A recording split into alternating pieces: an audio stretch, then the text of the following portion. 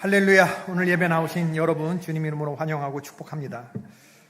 우리는 깊이 있게 나아간다. 올해 하나님께서 창립 40주년을 맞이해서 광야 40주년 지나간 저에게 주신 마음이고 또 우리 교회에 주신 마음이라고 믿습니다. 비우고 채우고 키우면서 깊이 있는 신앙생활을 하는 그런 원년이 되었으면 좋겠습니다.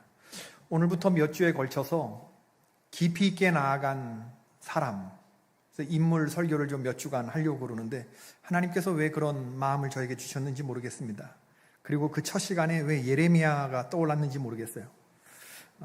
아마 오늘날 대한민국이 어려워서 그렇지 않을까.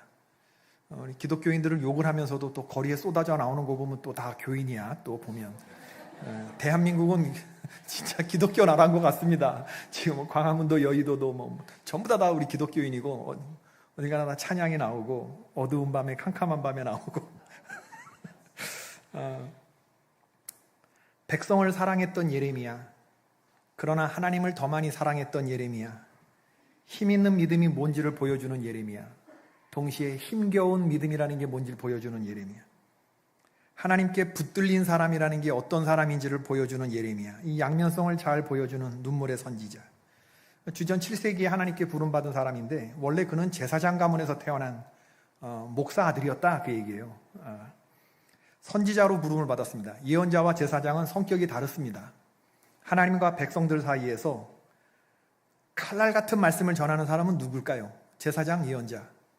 예언자 쪽입니다. 선지자 쪽입니다. 아주 공의, 정의, 저스티스, 하나님의 정의란 무엇인가, 이걸 그냥 칼날 같은 말씀으로 선포하고, 조금 둥글둥글한 사람은 누구예요? 제사장입니다. 주님, 뭐 사람들이 다 그런 거 아닙니까? 용서해 주시면 안 됩니까? 이러면서 그 죄인들 편에 서서 하나님께 가는 사람은 제사장. 원래 예레미야는 따뜻한 사람이에요. 근데 하나님이 그를 제사장으로 부른 게 아니라 예언자로 불렀단 말이지. 성전이 회파되고 조국이 망하는 것을 지켜보아야 했던 남유다의 마지막 선지자 예레미야. 우리는 그를 눈물의 선지자라고 부르죠. 예레미야 9장 1절 말씀입니다. 어찌하면 내 머리는 물이 되고 내 눈은 눈물 근원이 되고 죽임을 당한 딸 내 백성을 위하여 주야로 울리로다. 이 망해가는 나라, 그리고 이 불쌍한 백성들을 위해서 주야로 눈물을 흘렸던 이 눈물이라고 하는 건 예레미야의 캐릭터와 그의 사역, 미니스트리를 관통하는 키워드입니다. 눈물. 예레미야는 눈물이었어요. 이미 예레미야가 활동하던 당시에 북이스라엘은 멸망했고, 그리고 남유다는 요시아라고 하는 꽤 괜찮은 왕이 다스리고 있었던 때였거든요. 평안할 때 예언자는 별로 할 일이 없습니다. 그래서 성경은 그때 예레미야의 초기서부터 20년까지의 사역을 딱 한 줄로 기록해요. 1장 2절입니다. 아몬의 아들 유다왕 요시아가 다스린 지 13년에 여호와의 말씀이 예레미야에게 임하였다. 여기에 예레미야의 성역 20년이 다 들어가 있는 거죠. 예레미야는 처음에 순탄하게 사역을 시작했던 사람인데 문제는 요시아 왕이 죽고 난 다음에 예레미야가 바빠지는 거예요. 전통의 강호인 애굽이 있고 거기에 이스라엘이 있고 남유다가 있고 신흥 강국 바벨론이 있는데 바벨론이 지금 막 파죽지세로 올라오고 있는 겁니다. 그러면서 예루살렘을 막 먹어버리는 이런 상황이니까 어떻게든 꿈틀대 보려고 하는 이스라엘이 남유다 왕들은 애굽에 가갖고 군사 원조를 요청하고 우리 좀 도와달라고 맞설려고 하는 거예요. 이 상황에서 유다 왕들이 갈팡질팡했고 그들의 말로는 비참했습니다. 혼란한 틈을 타서 지방의 토호들이 마치 자기들 세상을 만난 듯 저마다의 세력을 구축했고 재산을 모으기에 혈안이 됐고 거짓말과 술수를 쓰는 것을 주저하지 않았고 다른 사람들의 것을 빼앗으면서도 죄책감 느끼지 않았고 한두 명이 이런 게 아니라 백성들 전부 다가 이렇게 악함을 행하는 그런 시대였던 거죠. 바로 그때 하나님은 선지자 예레미야를 불러서 말씀을 선포하게 했는데 예레미야가 하나님께 받은 남유다의 망해가는 마지막에 주셨던 말씀이 뭐냐면 이 나라는 이미 소망이 없다. 백성들의 악이 하늘에 사무쳤다. 그래서 하나님이 기도한다고 들어주지 않는다. 이건 맞아야 된다. 바벨론은 하나님의 손에 들려진 몽둥이다. 이 몽둥이를 피할 방법은 없다. 어디 딴 데 가서 막 군사 원조 받으려고 하지 말고 바벨론의 목을 내놓아라. 그러면서 멍에를 메고 예루살렘 거리를 돌아다녔단 말이죠. 예언자의 퍼포먼스. 그래야만 이 민족이 산다. 바벨론의 목을 내놓아라. 이런 매국노 같은 메시지가 어디 있습니까? 바벨론에 가서 잠깐 살다 올 거 아니고 오래 살 거니까 거기서 집도 짓고 거기서 결혼도 하고 자녀도 낳고 그러고 살아라. 70년이 지난 후에 다시 본국으로 하나님이 돌이켜 예루살렘에서 안식하게 하실 것이다. 이 메시지를 듣고 누가 아멘 하겠습니까? 친일파적인 메시지를 하는데, 아니 삼수갑산을 가는 한이 있어도 신흥 바벨론 우리나라에 쳐들어오면 좀 군사 원조로 한번 좀 꿈틀해 봐야 되는 거 아닙니까? 막말로. 그죠?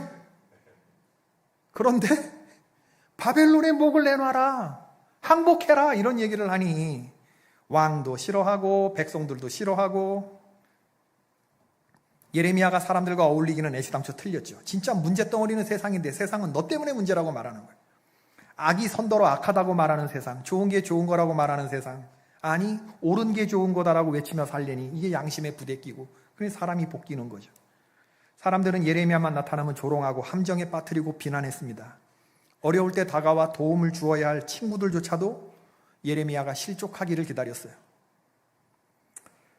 그때마다 하나님은 예레미야를 그냥 두지 않고 계속 낙심하고 뒤로 물러가려고 하는 예레미야를 자꾸 사명 앞에 자꾸 세우는 거예요.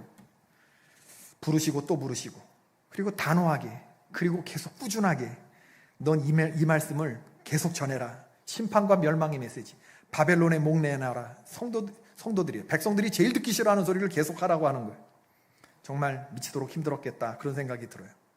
오늘 우리가 예레미야 20장 7절부터 본문을 읽었는데 끝절 18절까지는 읽지 않았거든요. 근데 7절부터 오늘 20장 끝절 18절까지 보면 예레미야가 대충 세 가지 정도 모습을 보이는데, 첫 번째 모습은 넘어졌다. 7절부터 10절은, 그 다음 9절 11절부터는 일어났다.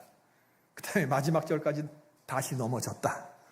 일어났다, 넘어졌다, 일어났다, 다시 넘어졌다. 이렇게 읽히는 거예요. 하나씩 살펴봅시다. 7절부터 10절에 보면 예레미야가 주님께 불평하죠. 이번이 처음이 아닙니다. 15장 18절에서도 예레미야가 하나님께 불평했어요. 어떻게 불평 안 할 수가 있겠습니까? 나의 고통이 계속하며 상처가 중하여 낫지 아니하면 어찌 됨이니까?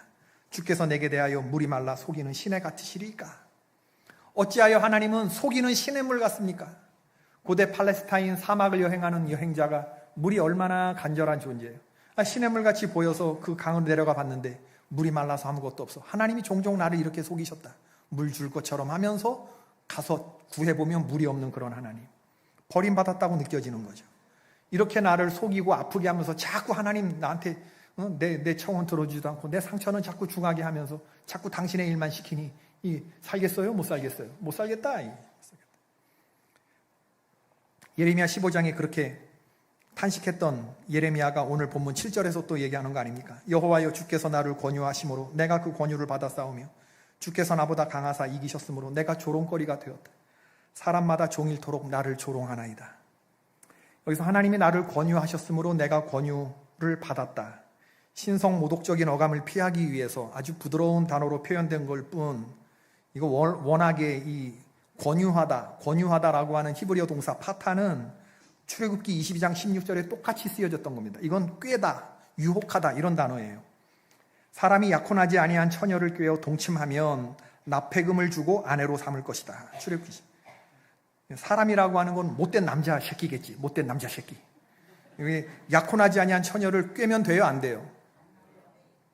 근데 꾀을 때 어떻게 해? 오빠 믿지? 오빠 믿으면 돼요, 안 돼요? 어디 하루 놀러 가자고 그래놓고 섬으로 데려가갖고, 응?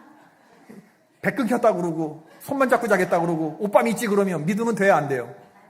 믿었다가 어떻게 됐어요? 인생이 노가라잖아요. 그 말 믿었다가 인생이 노가. 지금 예레미야의 마음의 원문에 의하면 딱 그런, 여호와께서 나를 꾀셨기 때문에 내가 그 꾀임에 넘어갔다. 내 인생 책임져라. 그런 얘기를 하는 겁니다. 당근과 채찍으로 선지자 노릇을 하나님 하게 했다. 내 싫은 일 하나님 억지로 시켰다. 내가 다시는 그러니 하나님께 속았어. 마르는 시내 와디처럼 주님이 나를 속였기 때문에 이제 난 주님의 일을 할 거야, 안 할 거야? 안 할라요. 내가 다시는 여호와를 선포하지 아니하며 그의 이름으로 말하지 아니하리라. 제 말로 해석하면 나 이제부터 다 때려치겠다. 어디서 들어봄직한 말입니다. 나 안 해. 정성을 다해서 식탁을 차려놓았는데 고작 숟가락 하나 들고 나타난 인간이 싱겁네 짠해합니다. 그때 아내들이 뭐랍니까? 나 밥 안 해. 가정의 평화는 입맛을 거세할 때 찾아오는 줄로 믿으시길 바랍니다. 가족을 위해 열심히 땀을 흘리고 일을 했는 퇴근해 집사람 내가 당신을 위해서 내가 열심히 일을 했다. 좀 끌어안고 좀 뽀뽀를 하려고 그러는데 냄새나! 이러면 남편이 나 일 안 해. 가정의 경제는 여성들이요 후각을 거세할 때 주제입니다. 좀 냄새나는 남편도 좀 가정을 위해서 그랬거니 긍휼력이시고 좀 안아주고 그거 뒀다 뭐합니까? 뽀뽀하는 거 네. 좀 해주면 안 돼? 자녀들의 입장에서 보면 입에서 단내 나도록 공부를 열심히 했는데 엄마가 친구 아들 얘기해. 그러면 애들이 나 공부 안 해! 이렇게 되는 거예요. 예전에 어떤 대통령이 나 대통령 못 해먹겠다. 대통령은 꽤나 폼나는 직책처럼 우리는 생각하는데 정작 본인은 많이 힘들었나 봐요. 백성들이 난리가 났습니다. 두 쪽이 나타나는 대통령이 나 힘들어서 대통령직도 못 해먹겠다 하니까 대통령 못 해먹겠다는데 도대체 이런 나라에서 도무지 불안해 살 수 있느냐라고 하는 절반, 외국의 어느 나라가 이런 나라에 대통령 못 해먹겠다는 나라에 투자하겠냐 절반, 오죽하면 대통령이 이렇게 못 해먹겠다고 하겠느냐 이해하는 쪽. 제 견해를 말하자면 목사님 어느 쪽이냐 그러면 대통령은 분명히 3D 업종인 건 맞다. 위험하고 더티하고 어려운 일은 맞다. 힘들고 어렵고 위험한 자리인 것 같아요. 예수님도 그러셨어요. 여러분 쉬운 자리가 어디 있겠습니까? 예수님도 때로는 울기도 주님도 때로는 울기도 여러분 미쳐 돌아가는 세상에 세상을 사랑하는 사람, 하나님을 사랑하는 사람, 눈물 없이 살아간다는 건 그건 누가 그런 말을 했죠? 누가 그런 말을 했는데 러시아의 시인 네크라소프 슬픔도 노여움도 없이 살아가는 자는 나라를 사랑하고 있지 않다. 하나님의 아들이 십자가 앞에서 나 더러워서 못 해먹겠다. 나 못 해먹겠다. 힘들어서 못 해먹겠다. 이러면 어려워서 못 해먹겠다. 그러시면 무슨 일이 일어났겠어요? 저와 여러분의 구원은 물 건너가는 거고 대책 없는 인생이 되고 말았겠죠. 여러분 기억합시다. 강한 사람은 아무도 없습니다. 다 강한 척할 뿐이지. 그리고 우리 인생은 누군가 못 해먹을 일을 감당했기 때문에 유지되는 겁니다. 가정도 그렇고 사회도 그렇고 국가도 그렇고 교회도 그렇습니다. 못 해먹을 일, 못 해먹겠네 하지 않은 사람들에 의해서 유지되는 거예요. 예레미야가 넘어졌어요. 두 번째 11절부터 13절에 보면 예레미야가 다시 일어나요. 예레미야가 9절 앞부분만 말했다 그러면 주님 나 속였으니 주님 나 이제 안 할래 이렇게 됐으면 그냥 불평하는 사람, 실패자, 낙오자로 기억됐겠죠. 근데 그렇게 말을 막 내쏟다가 딱 브레이크가 걸려. 예레미야 거기까지 하나님의 음성이 딱 들리는 거예요. 내가 다시는 여호와를 선포하지 아니하며 그의 이름으로 말하지 아니하리라 하면 나의 마음이 불붙는 것 같아서 골수에 사무치니 답답하여 견딜 수 없나이다. 예레미야가 하나님의 마음을 느낍니다. 내 마음은 내 마음이고 내 마음에서 또 말씀하시는 하나님의 음성이 들리는 거예요. 이 백성을 쓸어버리려고 하는 하나님의 마음이 아니거든요. 어떻게 하든 이 백성을 살아보려고 하는 하나님의 말씀이 느껴지니까 그러려면 돌이켜야 되고 죄악이 강할수록 하나님의 메시지는 심하게 나가는 거거든요. 좋은 말로 할 때 안 듣는 사람들은 더 심한 말을 해야 되는 거잖아. 그러니까 점점 더 백성들은 악해지고 하나님의 메시지도 점점 더 독해지고 예레미야도 원래는 제사장 출신인데 점점 선지자같이 예전에 안 그랬던 사람처럼 말을 하게 되고 이렇게 되는 거 아닙니까? 하나님은 이 세상을 포맷시킬 생각을 여러 번 하셨고 실제로 실행에 옮긴 적도 있어요. 노아의 때 그랬고 소돔과 고모라 때 그랬고 모세가 시내산에서 십계명 율법 받을 때 밑에서 우상 숭배하는 사람들 싹 쓸어버릴 때 그러셨단 말이에요. 그런데 그런 정의의 하나님께서 어떻게 하든지 그 성읍을 위해서 눈물로 기도하는 사람 한 사람만 있으면 그 사람으로 인해서 그 성읍을 구원시켜 보려고 예레미야를 부르시고 찾으시는 거거든요. 그 한 사람이 얼마나 중요한데 공의를 행하며 진리를 구하고자 하는 한 사람. 여러분 오늘 예배드리면서 진짜 내가 공의를 구하며 진리를 구하는 사람이 되기를 하나님께 난 간절히 기도하는 게 내 기도 제목이다 라고 생각하시는 분들 막 대답하지 말고 아멘. 그게 천연기념물 성도예요. 그 사람 있으면 되는 거예요. 이게 뭐냐? 나의 마음이 불붙는 것 같아서 견딜 수 없다. 이 마음을 한 단어로 요약하면 이게 긍휼입니다. 긍휼. 긍휼은 자기 태에서 나온 자식을 대하는 엄마의 마음이죠. 여러분 엄마의 뱃속에서 나온 자녀 이거 포기할 수 있어요? 없어요? 아무리 얘가 잘못하고 그래도 이거 포기할 수 없어요. 긍휼이라고 하는 히브리어 라카힘은 여성의 이 자궁을 의미하는 레켐에서 나온 말입니다. 여성의 감정의 가장 깊은 자리. 엄마, 애기 집. 내가 이거 이 아이 포기하면 저것들 어떻게 되나 싶은 그런 마음. 남들이 다 버려도 그거 포기할 수 없는 그 라카임, 긍휼, 그 마음. 지금 예레미야는 길에 나서면 사방에서 사람들의 비방과 사방이 두려워함을 들어요. 근데 예레미야는 그런 거에 개의치 않아요. 하나님의 마음에 긍휼의 마음으로 가득 채웠기 때문에 그래요. 설교 중 돌발 퀴즈, 트리니티 성경 공부할 때 제가 퀴즈 자주 내는 이 예레미야가 들었다는 10절에, 오늘 본문 10절에 사방이 두려워하다라는 뜻의 성경에 등장하는 히브리 말은 뭘까요? 5자인데 이거 맞추면 제가 스타벅스 상품권을 이렇게 성경 공부 때 쏘거든요. 와, 유춘. 이거 시험 문제 유출된 거죠? 유출됐지? 아니에요? 2부 예배 때 안 들었어요? 2부 예배 본 거 아니야? 유튜브로? 아니에요? 너무 많이, 저 양반한테는 너무 많이 갔어요. 사실. 네. 아, 진짜. 여러 장 갔습니다, 저번에 때. 줘야 되나? 네. 아, 주기 싫다. 마골 밉삽입. 설명도 다 나가기 전에. 예레미야가 원래 자기를 때리고 착고에 채우고 했던 성전감독 임멜의 아들 바술에게 버텨준 거야.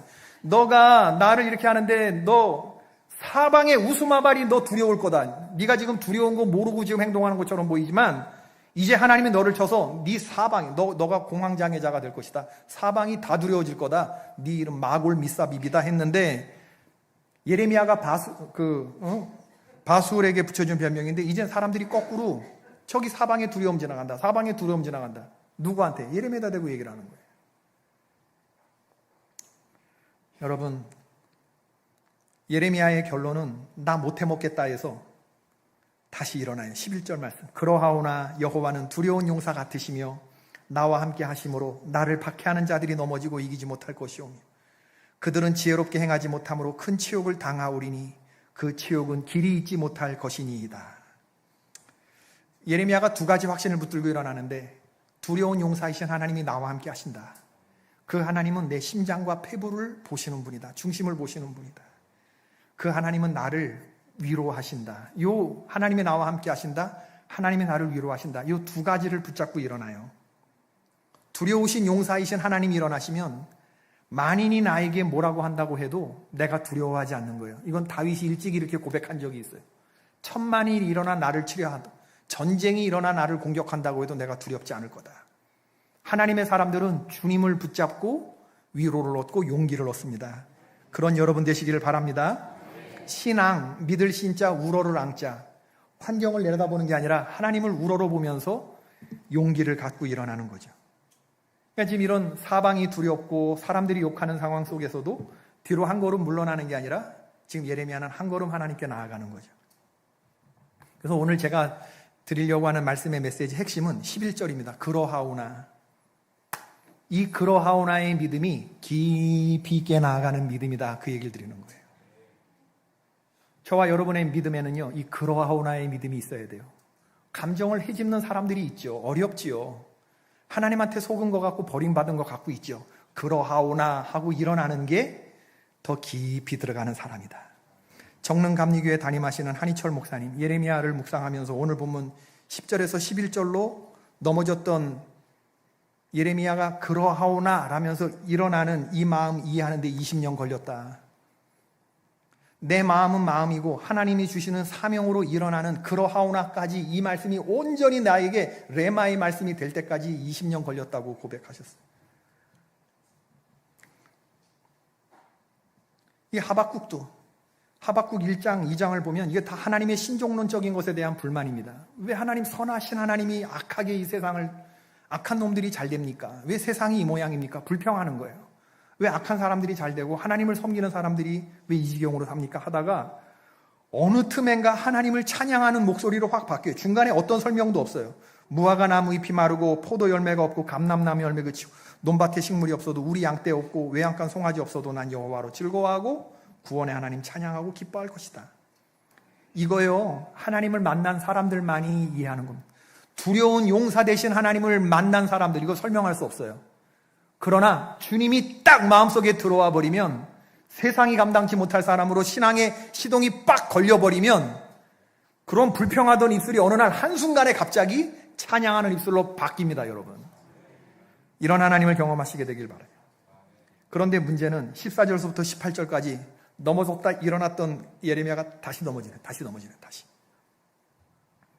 내 생일이 저주를 받았다면, 나의 어머니가 나를 낳던 날이 복이 없었다면, 나의 아버지에게 소식을 전하여 이르기를 당신이 등남하였다 하여 아버지를 즐겁게 하던 자가 저주를 받았다면, 그 사람이 여호와께서 무너뜨리시고 후회하지 아니한 성읍같이 되었다면, 그러면 왜 내 어머니의 자궁이 나에게 무덤이 되지 않았을까? 일찍이 이렇게 탄식했던 사람이 있어요. 욥하고 지금 예레미야가 똑같이 느낀단 말이지.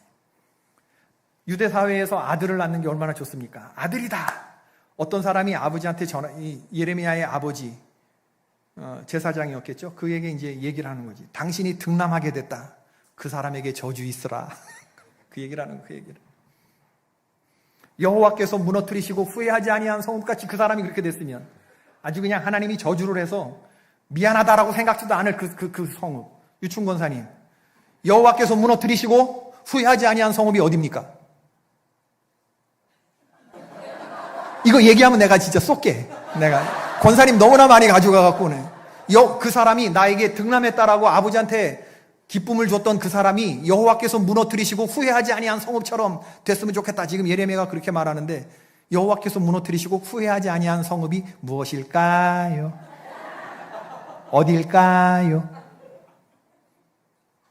소자로 시작해요. 소자. 소돔과 고모라. 소돔과 고모라. 하나님이 무너뜨리시고 후회하지 아니하신 성읍, 소돔과 고모라죠. 이게 누구를 저주하고 누구를 원망해? 나를. 그리고 또 하나님을. 왜 내가 어머니의 태에서 죽어나오지 않았던가? 어머니 왜 나를 낳으셨나요? 이렇게 되는 거예요. 오늘 말씀의 메시지는 뭐냐면요. 따라해 봅시다. 도망칠 수 없는 고독.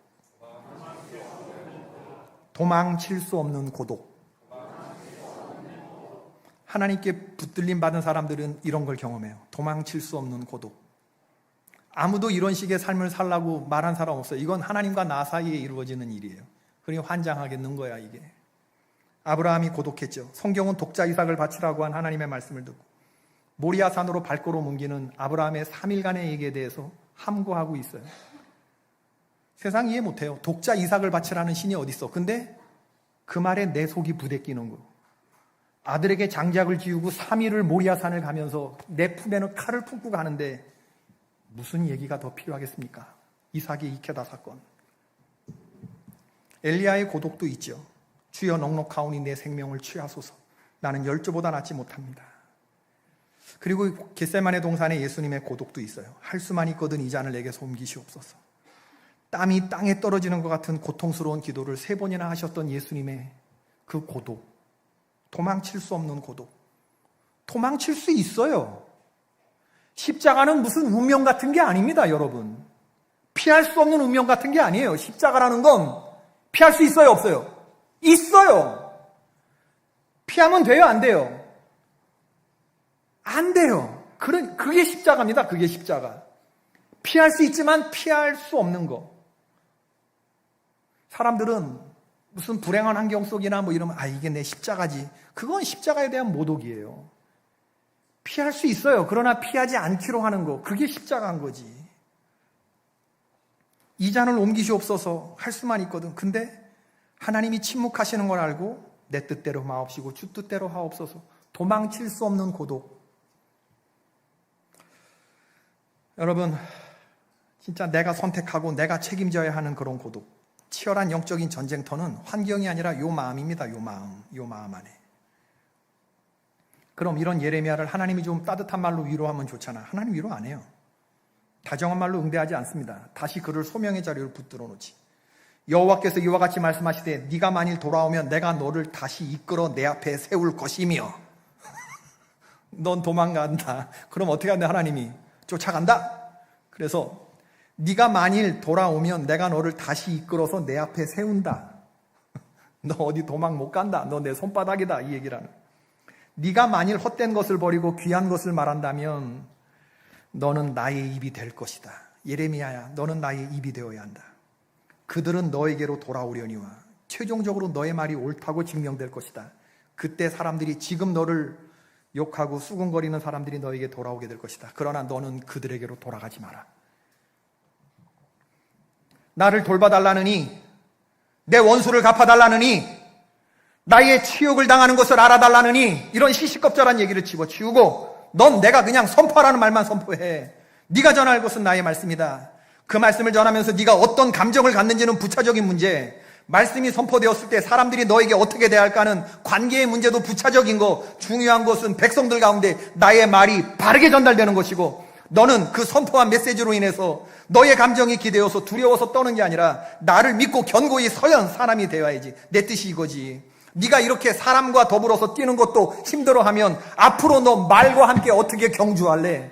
너를 향한 나의 기대는 말과 함께 뛰는 건데, 너 일어나라, 다시 자세 잡아라, 가드를 올려라, 한 번도 상처받지 않은 것처럼 세상을 향해 서라. 이게 하나님이 붙들으시는 사람, 이게 하나님께 붙들린 사람. 오늘 예레미야를 읽으면서 우리가 자신에게 묻지 않을 수 없죠. 여러분은 작금의 세상을 어떤 시선으로 바라봅니까?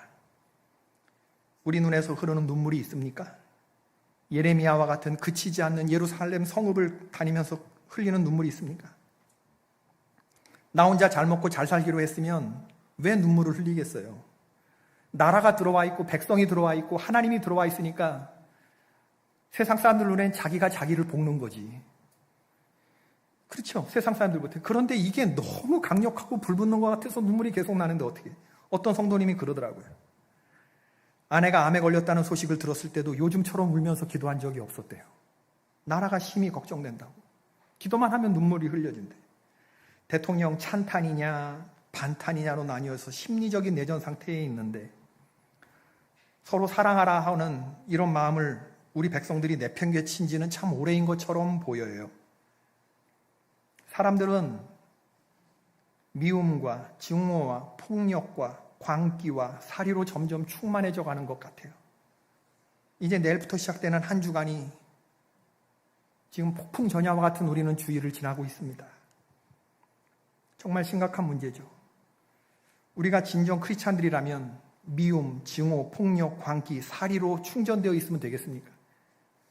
우린 저마다 옳다고 믿는 신념이 있고 양심대로 행동하고 또 양심에 따른 행동에 따라 여의도를 가든지 광화문을 가든지 하겠죠. 서로 충돌될 수도 있겠습니다. 서로의 양심 따라서. 문제는 우리 각자에게 물어봐야 돼요. 나는 지금 무엇으로 충만해 있는가? 우리 기독교는 어떤 종교인가? 아스팔스에 쏟아져 나오면서 전부 다 기독교 교인들인데 미움과 증오와 폭력과 광기와 살이어서는 안 됩니다, 여러분.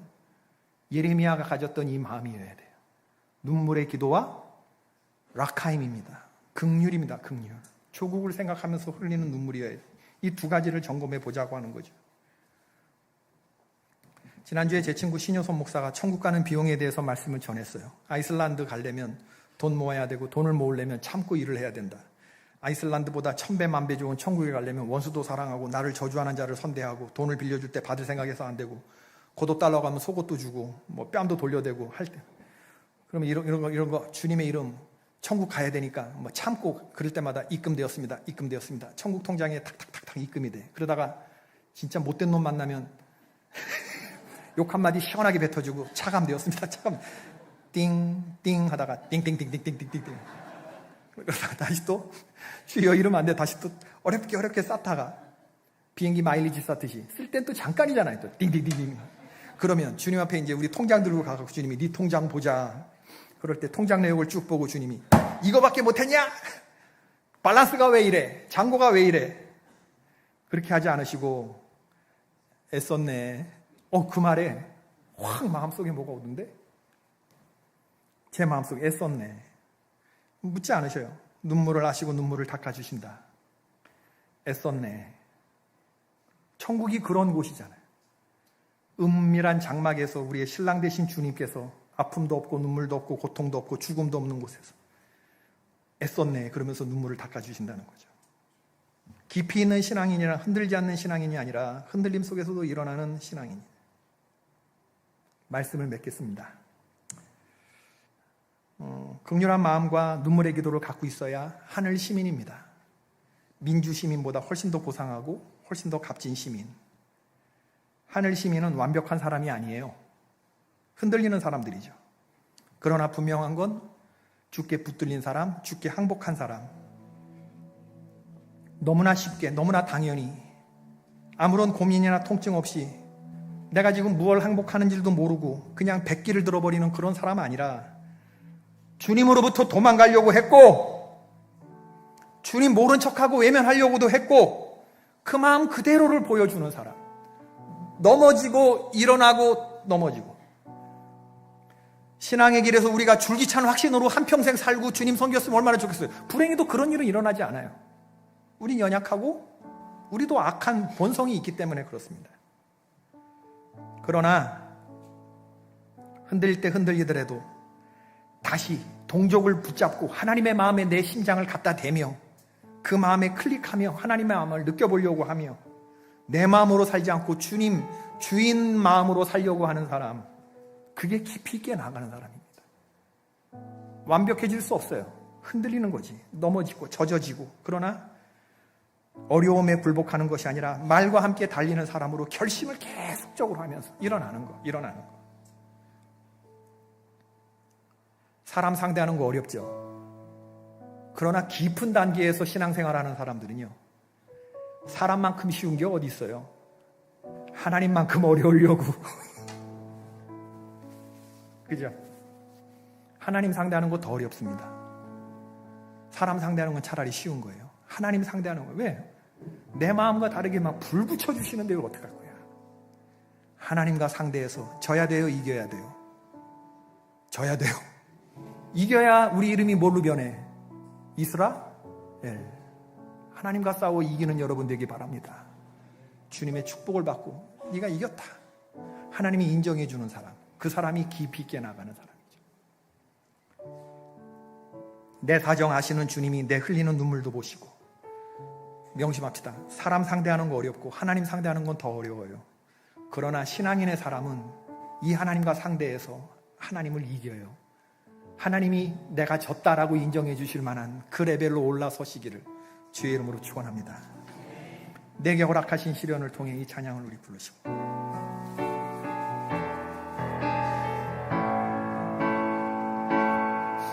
내게 허락하신 시련을 통해 나의 믿음 더욱 강하게 자라고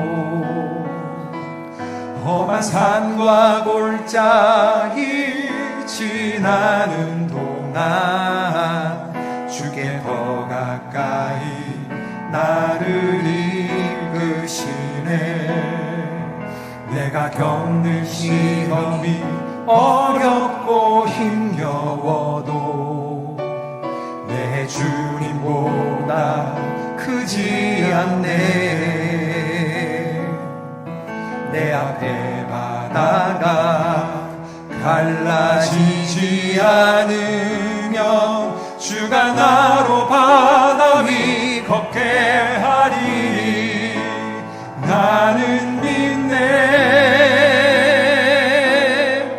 주의 능력으로 내 삶 새롭게 되리.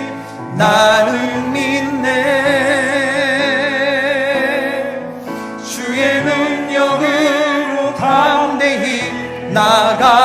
나가리라. 주와 함께 싸워 승리하리라. 날마다 믿음으로 난 살아가리. 이 시간 여러분 기도하십시다. 오늘 여러분 이 힘이 있으셔야 돼요. 눈물의 기도와 긍휼의 마음으로 가셔야 진짜 이번 주간 견뎌지실 거예요. 왜냐하면 너무나 힘든 일들이 벌어질 것이기 때문에. 미움과 증오와 광기와 폭력 안 됩니다. 예레미야와 같은 마음, 눈물과 동족과 나라와 민족이 들어와 있어야 되는 거고, 주님 나는 안 되니 주님께서 붙들어 주시고, 내 마음은 자꾸 도망가려고 하는데 주님 나를 붙들어 다시 주님 앞에 세워주십시오. 내가 내 마음으로 살지 않고 주님의 마음으로 이식받아 사는 예레미야와 같은 눈물의 선지자 되게 해주시고, 내 눈물은 훗날 주님이 닦아주실 것을 기억하고, 이 미쳐 돌아가는 세상 속에서 주님 내가 오늘 눈물로 이 시간을 지나가게 하여 주옵소서. 우리 시간 다 같이 통성으로 주님 앞에 기도하며 힘주실 것을 기도하며 나아갑시다. 기도하겠습니다.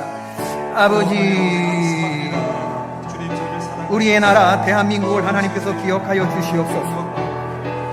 아버지 하나님, 이 민족이 기도 위에 세워진 하나님 나라이며 각자의 옳은 양심들이 하나님 서로 충돌하고 있는데, 아버지 하나님, 갈등과 시련이 있어도 넘어짐이 없게 하여 주시옵소서.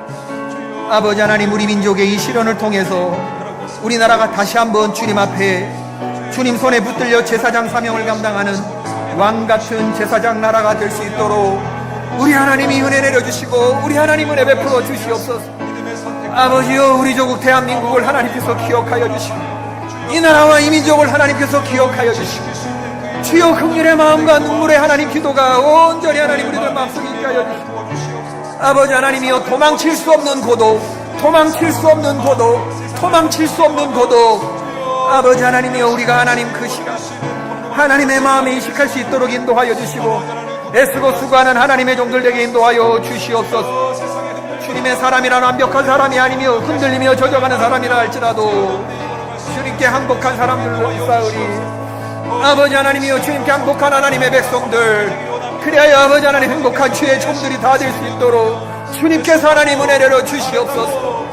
아버지 하나님이여, 가장 옳은 길로, 가장 선한 길로 주님의 뜻을 이루어 주시옵시고, 다시 한번 아버지 하나님, 우리가 서로 마음을 같이하여 한 마음을 품어 그리스도의 법을 성취해가는 아버지 하나님 우리 나라가 될 수 있도록 주님의 하나님 축복하여 주시옵소서. 여호와 아버지 하나님, 하나님 은혜 내려 주옵소서. 아버지 하나님, 우리나라를 기억하여 주시고 우리 동족을 하나님 불쌍히 여겨 주옵소서. 누구를 버리겠습니까? 하나님, 나쁜 사람들 없습니다. 버릴 사람 없습니다. 다 내게 주신 사람입니다. 하나님, 우리로 하여금 예레미야와 같은 눈물, 예레미야가 가졌던 하나님 그 긍휼의 마음을 갖게 하여 주시고, 이 세상 내 마음으로 사는 게 아니라 하나님의 마음으로 살다 하나님 나라 가는 민주 시민보다 훨씬 더 멋진 하늘 시민 되게 하여 주옵소서. 주여, 기독교의 위상이 땅에 떨어졌나이다. 통분하옵나이다. 주님, 악한 것들이 우리 안에 들어와 가짜와 위선이 활개치지 않게 하여 주시옵시고, 진짜가 어떤 것인지 개포의 권속들 통하여 보여주옵소서. 하나님께 붙들린 사람 되게 하여 주시기를 우리 주 예수 그리스도의 이름으로 기도하옵나이다. 아멘.